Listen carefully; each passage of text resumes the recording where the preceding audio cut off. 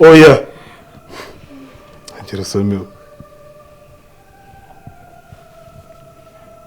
Suko utumwa twari twumye neza wagira ngo uvuye kwiga Musanze.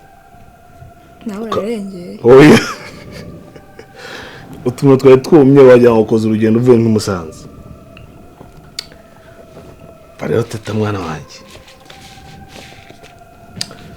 Buriya muri iyi si ibintu byarakomeye.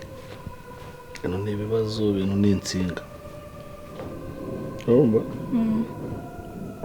Munsi nifuza ko tugana kandi tubwizanye ukuri. Cyangwa ubeshya? Oya. Harabwo ujye umbeshya? Oya. Umunsi n'ugusasa inzobe tukabwizanya ukuri. Teta rero. Cyo ndashaka unsobanurira kambwiza ukuri kambwira uti ibintu byo kurogwa kwawe warozwe nande byagenze gute ubundi mpamakuru neza. Ndashaka kumbwira ibintu byo kuvuga ngo tatabarakuroze none tugane neza turi twenye nta muntu twumva.